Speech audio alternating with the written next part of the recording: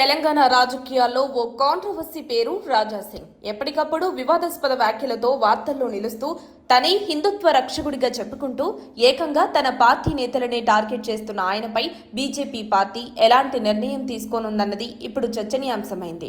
రాజా సింగ్ బీజేపీకి చెందిన నేత అయినా గత కొంతకాలంగా ఆయన పార్టీకి తలనొప్పిగా మారని పలువురు నేతలు అభిప్రాయపడుతున్నారు. కేవలం రాజకీయ ప్రత్యర్థులనే కాదు, తనతో పాటు ఉన్న పార్టీలోని ప్రముఖ నేతలపైన తీవ్ర వ్యాఖ్యలు చేయడం, వాటిలో కొన్నింటిని వ్యక్తిగత స్థాయికి తీసుకువెళ్లడం పార్టీలో గందరగోళానికి దారితీస్తోంది.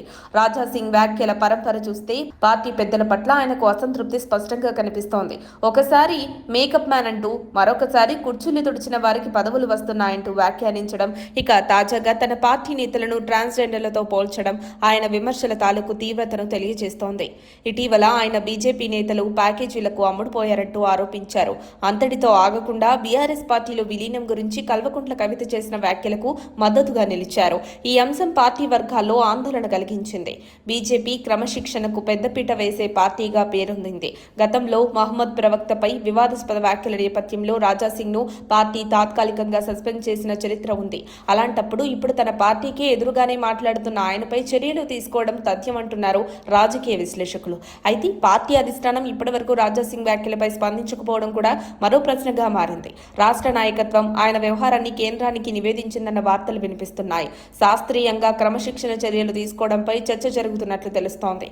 పార్టీ తనపై చర్యలు తీసుకుంటే పూర్తిగా సస్పెండ్ చేయాలంటూ రాజా సింగ్ సూటిగా సవాల్ విసిరారు. క్రమశిక్షణ నోటీసులు జారీ చేసినా లేదా సస్పెండ్ చేసినా పార్టీ నేతల జాతకం ప్రజల ముందు ఉంచుతానంటూ హెచ్చరించారు. ఇంకా పాక్షికంగా కాకుండా పూర్తిగా బయటకు వచ్చేందుకు సిద్ధంగా ఉన్నారని సంకేతాలిస్తున్నారు. రాజా సింగ్ వ్యాఖ్యలు బీజేపీలో అంతర్గతంగా ఏర్పడుతున్న గందరగోళానికి అద్దం పట్టాయి. బీఆర్ఎస్ తో బీజేపీ కలయికపై వస్తున్న ఆరోపణలకు ఆయన మాటలు మరింత బలాన్నిస్తున్నాయన్న విమర్శలు ఉన్నాయి. అయితే చివరికి పార్టీ ఆయనపై స్పష్టమైన నిర్ణయం తీసుకుంటుందా లేదా బహిరంగ విమర్శలు చేసిన వ్యక్తిని సురక్షితంగా కొనసాగనిచ్చే వ్యూహమే అవలంబిస్తుందా అన్నది తేలాల్సి ఉంది. మరిన్ని అప్డేట్స్ కోసం మా కాయ్ టీవీని సబ్స్క్రైబ్ చేసుకోండి. మా వీడియో కనుక మీకు నచ్చినట్లయితే లైక్ చేయండి, షేర్ చేయండి. మీ విలువైన అభిప్రాయాలను కామెంట్ బాక్స్లో తెలియజేయండి.